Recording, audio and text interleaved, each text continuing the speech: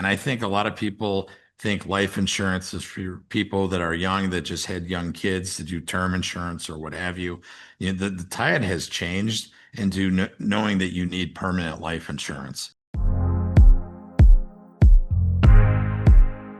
And welcome into Protect and Grow Chicagoland Retirement with Chicagoland's certified financial planning professional, Tim Stearns, CFP, president, founder of TJ Stearns, Inc. Here on Protect and Grow, giving you the proactive guidance to help you further your financial investment and retirement planning. It is home of the Protect and Grow written retirement blueprint. And we always appreciate the time you spend with us, Tim, keeping us on track as you normally do, starting off with a financial tip of the week. What do you have for us? My financial tip of the week is actually don't overlook life insurance. Life insurance can be the foundation to any great plan out there. Many of the people that are on pontificate on radio stations, that type of thing, who are anti-annuity and anti this and that, even they sign on for that you need life insurance. Life insurance, again, is the foundation of any plan. Yeah. Even before paying off debts, it's not an investment, right? This is No. an essential protection that you are providing for your loved ones, your family, any mature, responsible adult over the age of 18, especially if you've got a mortgage, a spouse, a child, a debt, anyone who depends on your income. Like, life insurance is the tool to help protect. Exactly. And I think a lot of people think life insurance is for people that are young that just had young kids to do term insurance or what have you. The tide has changed into knowing that you need permanent life insurance. And we'll get into that here. But today, my tip of the week is to not overlook the foundation of having a life insurance policy. Protection no other asset can provide or match. Life insurance, as you mentioned there, Tim, it is often misunderstood and misrepresented. And so there is some confusion around the need, the value, the placement, the type of life insurance. And I think we're going to get into a little bit more detail on that today. I agree with you. I mean, life insurance isn't about dying, it's about protecting the living. Yeah. So, Tim, where are you seeing the value for life insurance? And does that change and evolve over the course of our lifetimes? Well, let's start out real early on, in a couple's marriage or if you're having children, term insurance is essential. You don't have a lot of money and that type of thing, and I get that. After that, I would be looking into, in full disclosure, I own these fixed index universal life. And why did I buy them? Is mainly because I wanted to have something to protect my family in the event that I pass, in the event that I need long-term care, and in the event that I need money to get out of my policy so that I don't make myself and my wife subject to IRMA and those types of things down the road. I can pull the money out tax-free. It does allow your legacy to continue to grow and accumulate within the policy as well. Exactly. It's not just a one and done. Most of the ones that I've seen and that I'm doing personally are what we call 10 pays. So for 10 years, I would pay into this. It can be as low as 7, but basically I'm paying into it for the sake of, making sure that if I need long-term care or, if I pass, my Social Security will disappear. Or lastly, like I said, having cash on hand that I don't have to pay taxes on when I take the money out. Always at its core, still providing the essential protection that is life insurance, obviously, Tim, but having some growth potential and can even supplement retirement income planning down the road. Well, yeah. I mean, you look at these people who might have a pension and that type of thing. Most pensions that I've seen go down to half of what they were being paid, if that. And you want to make sure that you have insurance, that would fill that bucket back up because For a surviving spouse, you're saying. yeah, for a surviving spouse, sorry. The main important thing there is realizing the cut in insurance and the amount of money coming into the house is crucial to make sure that, you're not undoing what you'd planned for your whole life because of someone's early demise. Well, Tim, I mean, even Social Security in an ideal situation where you've got two high income earners in a household, one of them passes away, the Social Security income might be cut by as much as 50%, or in a household where there was a homemaker, that did not go to join the workforce, as little as one third, right? Because one of the two benefits is going to disappear. One person, the surviving spouse, only gets to receive one check. Exactly. And I don't think people realize that. I've had people come in our office and talk about how they're going to get half of their husband that passed away's. There's a lot of misnomers around there. That's one of the reasons when we're teaching our classes, we do a whole section on that because we want to make sure that people understand what they're going into or going out to. That's really important. And Tim, there are some additional supplemental and very important aspects of some of the modern life insurance vehicles. Can you talk to us about accelerated benefits and living Sure. benefits and what those mean? Well, I remember when these came out, one company had a saying, life insurance that you can use while you're still alive. Hmm. And that's what this is years ago. And I went and looked into it, and basically it's still the same now. Is that I'll give my example.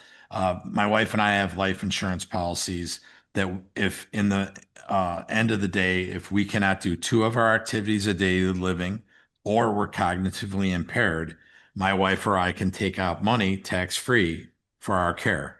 That's one way of doing it. The second way is that I'm building up income within there that I'll be able to actually borrow against the policy tax free. So again, Tim, one of the biggest concerns that I think a lot of us have are those end of life potential medical expenses. This is a way that individuals could address the potential of those costs, but not dedicate money exclusively to them. In other words, it's not use it or lose it. We're not throwing money out the window if we're lucky enough not to have those long-term care kind of events. Right. So you see that most people think a life insurance policy is going to be like the old long-term care policies, which is, with life insurance, you either had to, back in the day, you had to die to for anyone to get the benefit of it. Same went for long-term care. So people paid a lot of money into those plans, and if they died, let's say of a heart attack, all that money went away, that they had put into there. If they did So not have a long-term care event. because they didn't use it for what it was specifically bought for. Well, now these kind of have a three-pronged approach. There's cash, death benefit, and of course, long-term care, accelerated benefit rider is what we call it.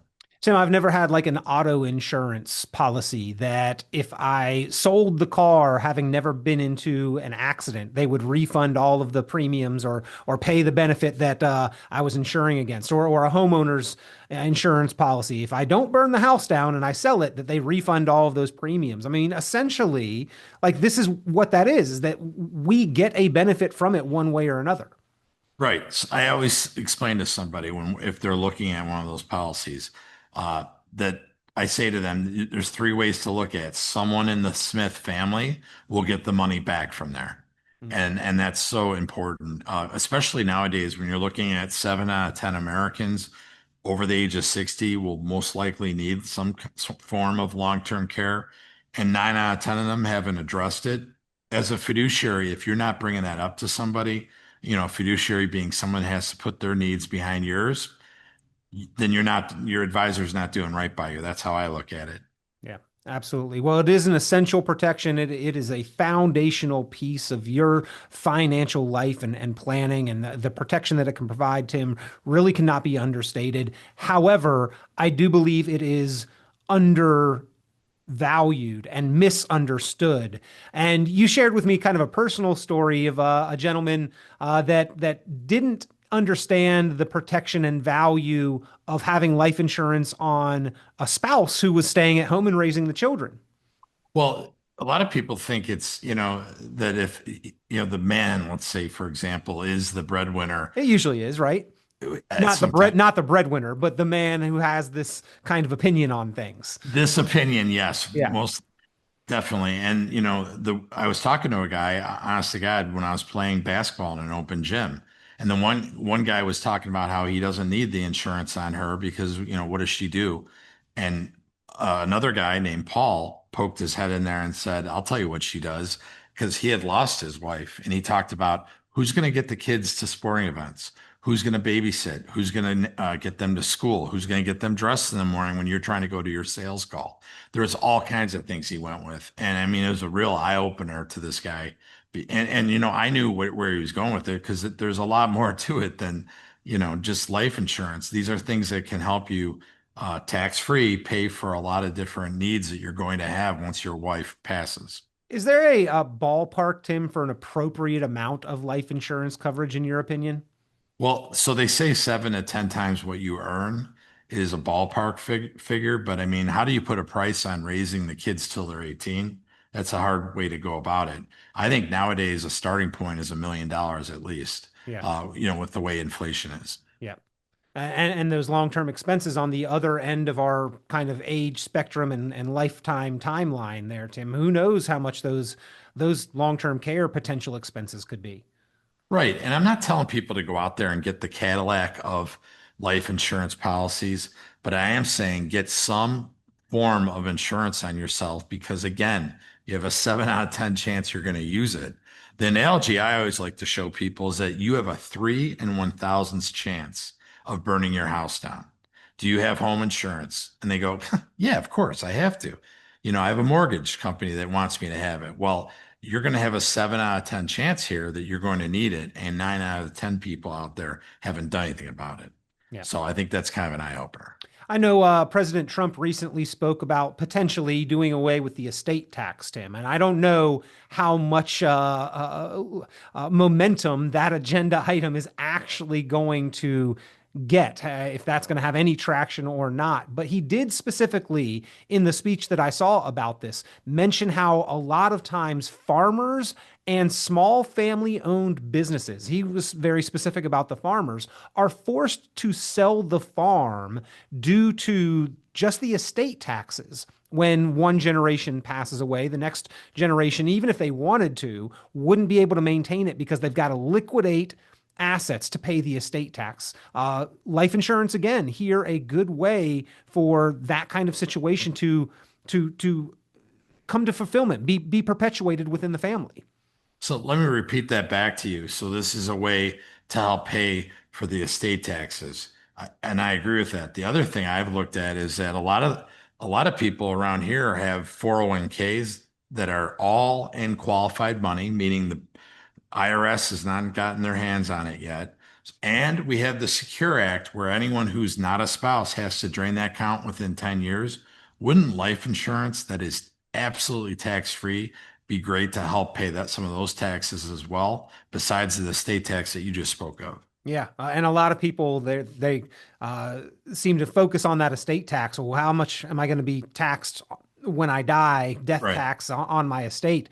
A lot of people, because the limits are so high, are not going to have to deal with the estate tax and still worry about it. But a lot of those same individuals, I think, Tim, don't fully realize that they have not paid income tax on the majority of their net worth. And that's a layer even before we start discussing estate taxes.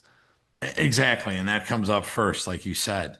401ks, 403bs, 457s, anything out there, and of course IRAs that have not been taxed. If you are a non-spouse and you inherit the money, you have to pay the taxes on it, number one. But number two, you'll have to drain that account within 10 years. And a lot of people my age group, which is 54 years old, we're arguably in our best earning years. The last thing we want is more income right now. The big thing to me, Tim, as I think about my financial progression, is that when I retire with my wife, I want the freedom to spend with confidence. And I feel like the only way I'm going to have that confidence to spend and enjoy retirement the way that I envision is if I do have some mechanism of protection to help her refill the bucket if we spend together and deplete the assets. And it's funny, I have the same conversations with my wife. I want to be able to live our lives as we see fit. And then, when we're gone, life insurance will, again, to your point, fill up the bucket. The other thing I think about is that I don't want to be a burden on my children. So that's another reason that I got the life insurance, because now they can say, hey, dad isn't getting along well with, cognitively or physically, that we can take the money out of that life insurance policy he bought years ago for his care, and I won't be a burden. survivorship income replacement, legacy planning, tax efficient wealth transfer, long-term care protection, estate liquidity, Tim, all of these benefits that life insurance can provide, some of them exclusively and several of them just better than many other alternatives. I think it's the best alternative. It's you and I always talk about how money, cash, isn't really good at multitasking. Mm-hmm. This product is very good at multitasking because it's money that you can use while you're still alive, and then when you pass, it's money that you can pass on legacy-wise to your heirs. Yeah. Well, life insurance often solves specific problems, retirement specific problems in many cases these days that people may not be aware of. And retirement does not eliminate risk. In fact, the risk continue, and we want the ability to maintain our comfort and confidence, perhaps reviewing the conversation about how life insurance can benefit you, ladies and gentlemen, is worth the time and investment. And Tim, we always appreciate you here on the program. You and your team there at TJ Stearns Inc. proudly are the home of the Protect and Grow written retirement blueprint. Is life insurance often part of that conversation? Absolutely. It has to be. In fact, we've gotten to the point if someone says they don't want it, we have them sign something for us just so we can kind of cover our bases and show people that, because the last thing I want is an heir to go, you never told my dad that he needed, long-term care. You didn't tell him that he might need life insurance, so my mom wouldn't have to sell the house preemptively. And, we'll have a form, the signature that says, yeah, we did have that conversation. They didn't want it.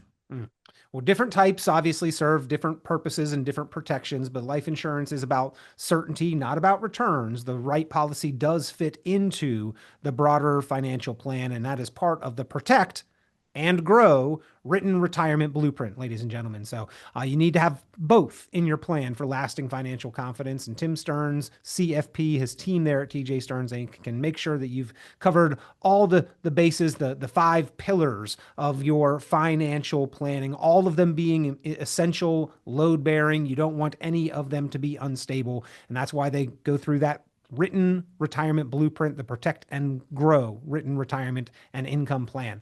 Tim, if somebody wants to take advantage and come in and talk to you, you do not charge for that. That's a complimentary courtesy service. Of course, if we do not charge to talk things over. And again, they can call us at 1-800-640-2256, and we'll be happy to set them straight.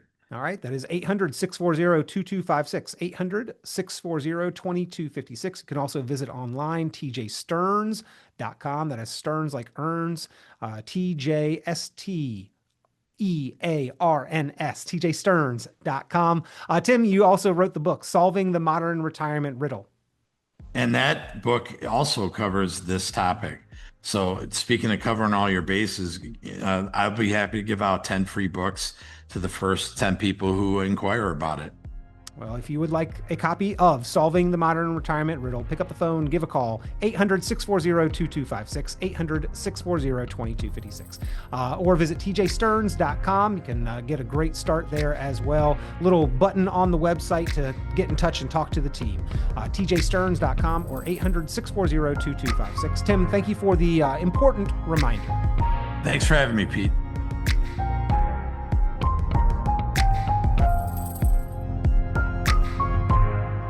Tune into Chicagoland certified financial planner Tim Stearns' full radio program and visit tjstearns.com for many valuable resources, including other great episodes of Chicagoland Retirement. Be sure to subscribe.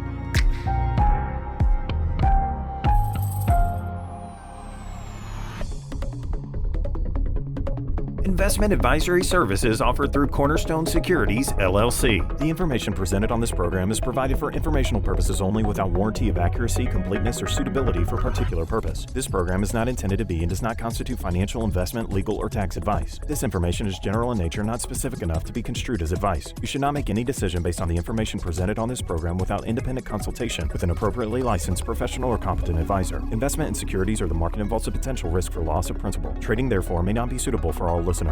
Annuity guarantees are based solely on the financial strength and claims-paying ability of the issuing company. Withdrawals of growth from annuities may be taxable as ordinary income in the year it is taken. Individuals should review contracts for specific details of the product's features and costs.